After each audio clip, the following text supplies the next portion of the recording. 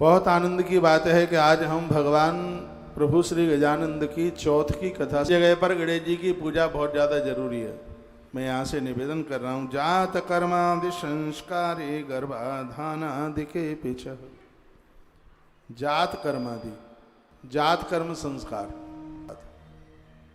और उस महाभारत को माँ के उदर में सुन पढ़ करके छत्रपति शिवाजी पैदा हुए।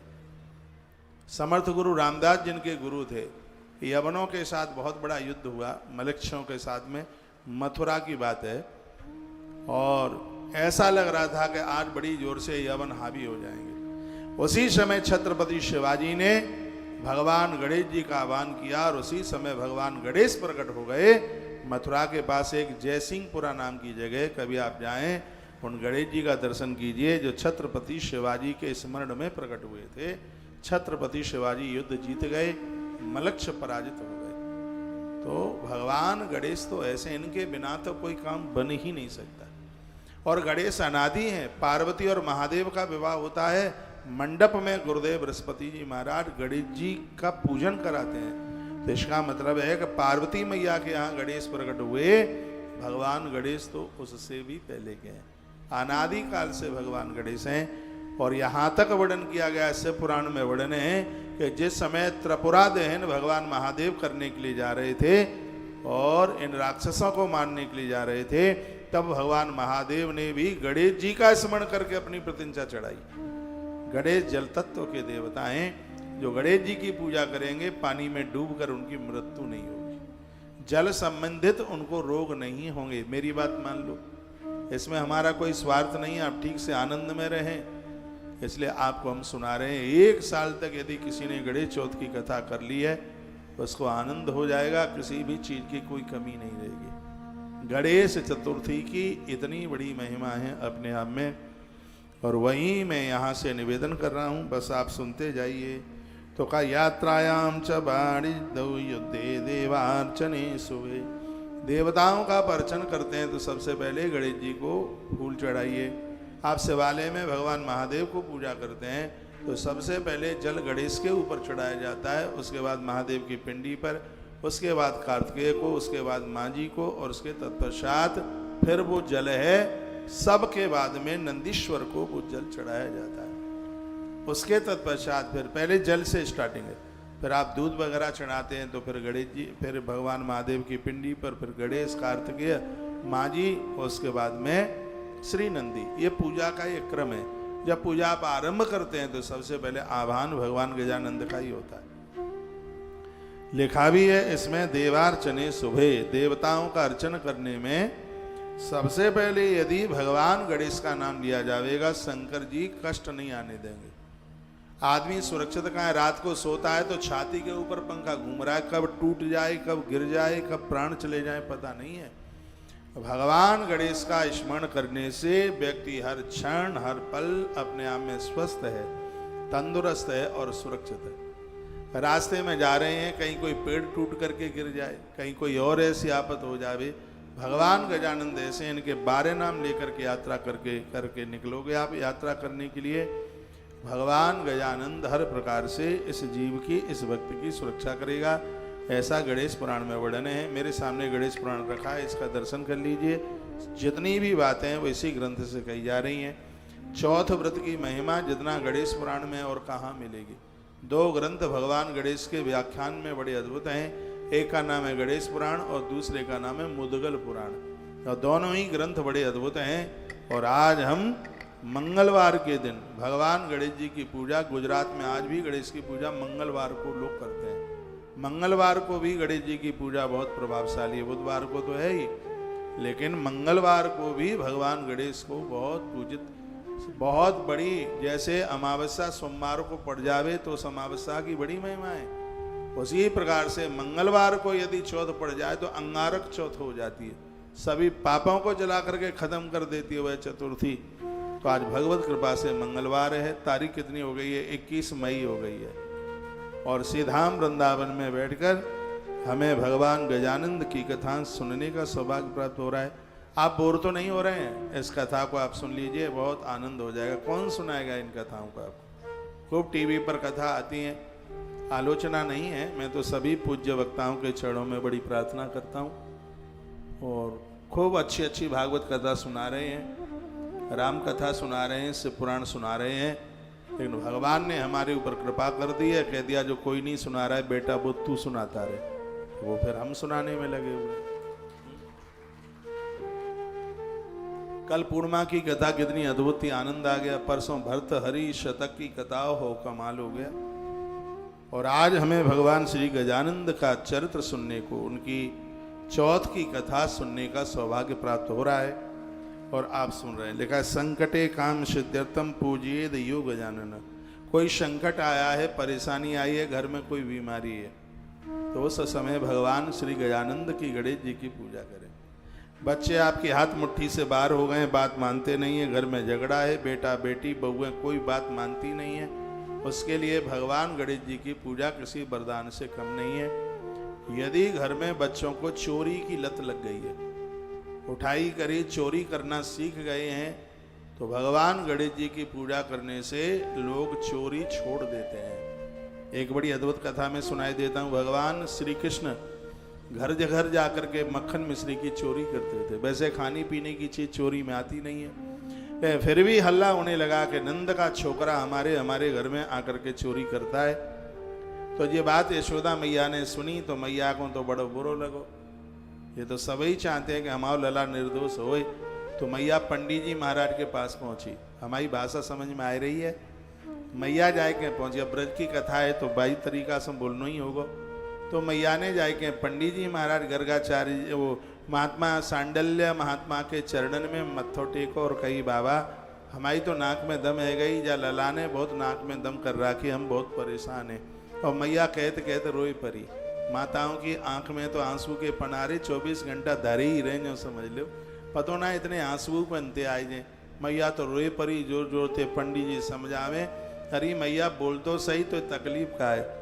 बोली एक हुई तो ललाए छोकरो एक ही है, वो बेगर को चोरी करे है, गोपियाँ आए के शिकायत करे हैं। बाबा हम तुमसे प्रार्थना करवे के काजे आए हैं, हमारा लला सुधर जाए, ने कछु उपाय बताए दो। गर्गाचार्य जी ने कहा एक उपाय हम पे है, यदि तुम कर ले तो सगरो आनंद आ जाएगा। कहा बाबा बोलो का उपाय है? बेसन को लडुआ बनाओ, बा में थोड़ा सा गुड़ रखो, ललाए अपने संग में लेके जाइयो, गणेश मंदिर में 21 दूरबा चढ़ाई के लडुअन को भोग लगाई दीजो। ये तुम्हें 9 गणेश चौथ तक तुम्हें करनो होगो और तुम्हारो लाला सुधर जागो, अच्छा है जागो, बढ़िया है जागो। अच्छा हाँ बिल्कुल ऐसी बात है। सुमैया ने 1000 लडुआ बनाए। ब्रज रानी घी की तो कोई कमी थी नहीं, बढ़िया बढ़िया घी के लडुआ, मुँह में पानी मत ले आइयो। मैया ने लडुआ बनाए, कछु गुड़ की डेलियाँ लईं और परात वाने अपने मूड के ऊपर सिर के ऊपर धरी, लला को लेके चल पड़ी। बोली लला आज चलो हम जय जय की पूजा करेंगे। सो मंदिर में पहुंची, गोकुल के पास में गणेश जी को मंदिर पहुंची, पूजा करी। पूजा करवे के बाद भोग लगावे को नंबर आयो, तब कही बोली मैया लाला आंख बंद करके चलो बाबा ते प्रार्थना करो और कहो बाबा भोग लगाए ले। कन्हैया ने आंख बंद करी और कहा बाबा भोग लगाए ले, उससे गए मत खाई जाइयो, कछु हमारे काजे हुई छोड़ दो। सो कन्हैया ने लड़ुआ उठाओ, सो गपक सो मुँह में लगाए लो। मैया बुलवा रही है, बोली का लला बोले हे गणेश हम अब कबू चोरी नहीं करेंगे। अब मुँह में तो लड़ुआ धरे हूँ, सो बोले कैसे? अब बोलती बंद। मैया ने देखी बात का है, जाके मुँह में तो उतर निकले का ही नहीं। जैसी आँख खोली तो लला के मुँह में तो लड़ुआ सटक रहो अपने आप ही। मैया बोली लला तेने नाक में दम कर दई और तू नाय मानो, तेने मंदिर में हूँ आए के जूठ बिठारो कर दयो। गणेश जी रुष्ट है जाएंगे, तेने सिगरो सामान लडुआ जूठे कर दे। कन्हैया बोले मैया जा में हमारी गलती कौन सी है? जा सूढ़ भाई भगवान ने जबरई सो लडुआ उठाए के गपक सो हमारे मुँह में धत दो, हमने खाए लो, तो हमारी जा में गलती का है। मैया बोली ज़्यादा बातें मत बना, जो पत्थर को देवता कहूँ मुँह में लडुआ नहीं रख देगो। भगवान तो माँ की बात को सुन के अवाक से रह गए और मन ही मन कन्हैया सोचने लगे कि एक तरफ तू इन्हें पत्थर का समझ रही है तो दूसरी तरफ 1000 लड्डू बनाकर लाने की जरूरत क्या थी? यदि तुम्हारी भावना अभी प्रतिमा में पत्थर ही दिखाई देता है तो ऐसी पूजा करने से कुछ भी नहीं होगा। भगवान ने अपने मन में ऐसा विचार कीनो। मैया बोली यदि साचू माचू को भगवान है तो लडुआ द्वारा से तेरे मुंह में धत देगो। यदि द्वारा सो ते मुंह में लडुआ धत दे तो हम समझ लेंगे कि तेने चोरी नहीं करी।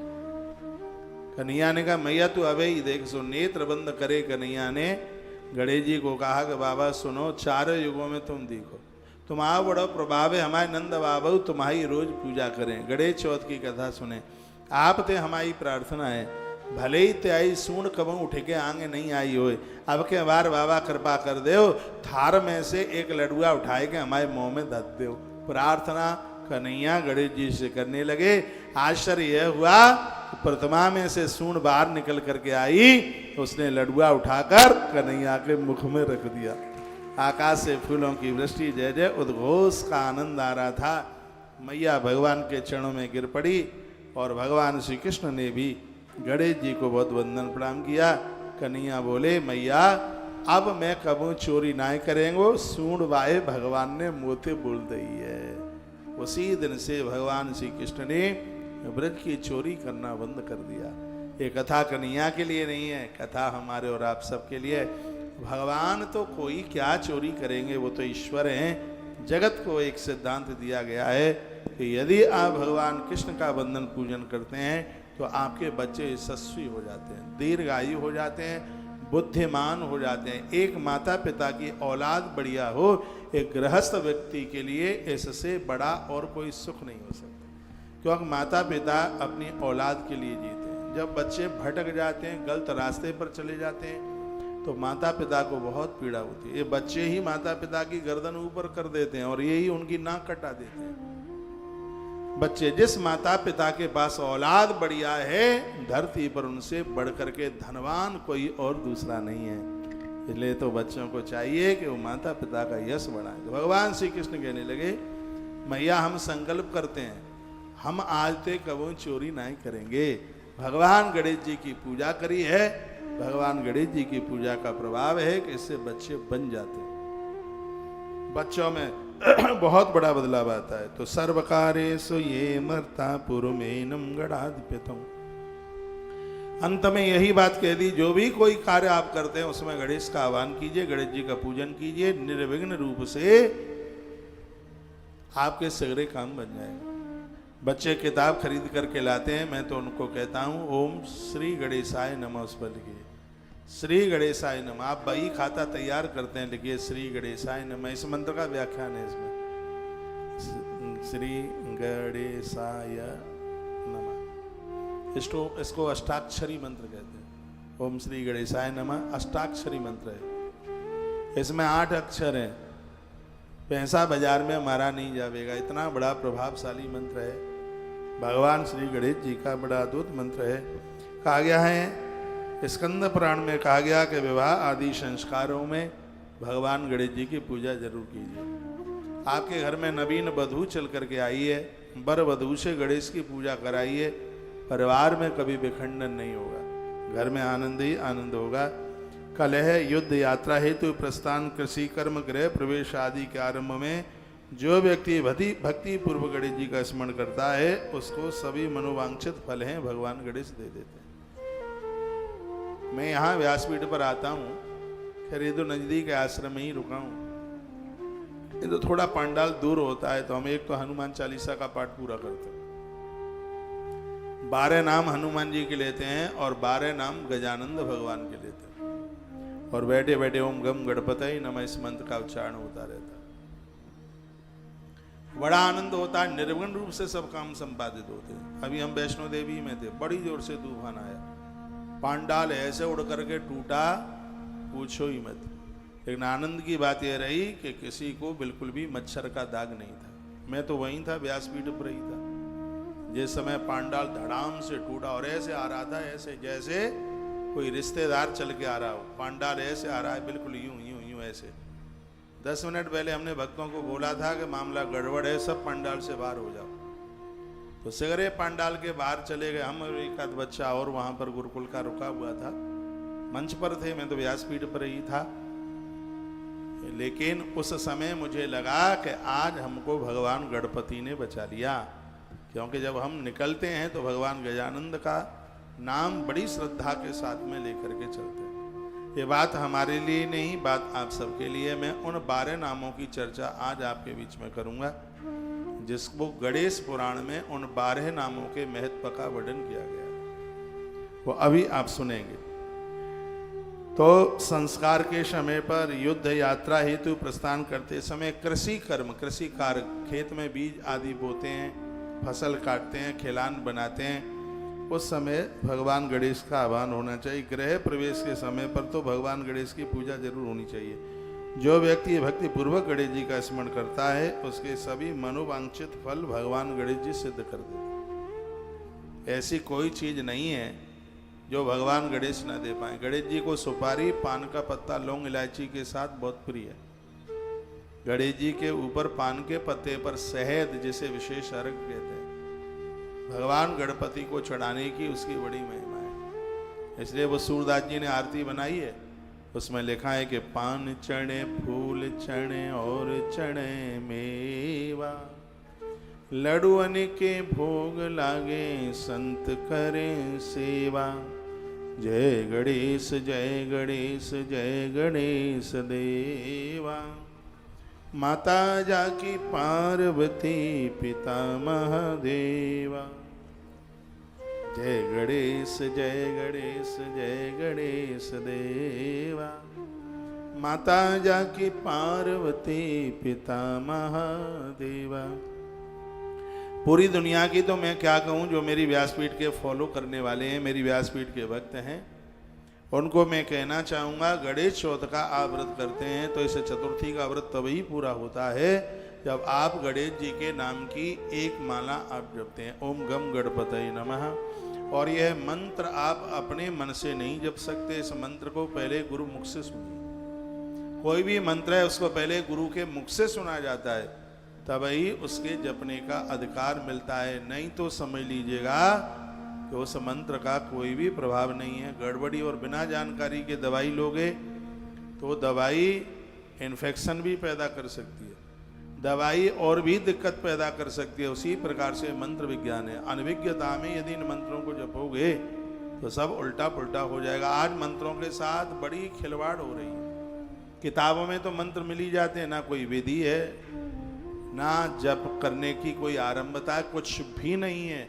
इसलिए किसी जानकार गुरुजनों के चरणों में बैठकर उस मंत्र के बारे में आप समझें। एक मंत्र है श्रीमद् भागवत जी में, उसका नाम है नारायण कवच का मंत्र है ओम विष्णवे नमः।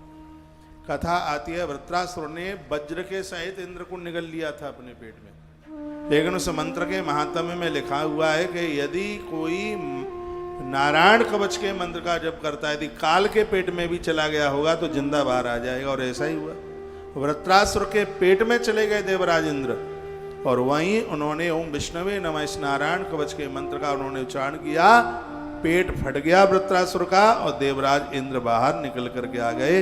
ये मंत्रों का विज्ञान बड़ा अद्भुत है। हनुमान जी नित्य जप करते हैं, राम जी को अपने बंधन में कर लिया। सुमिर पवन सुत पावन नामू,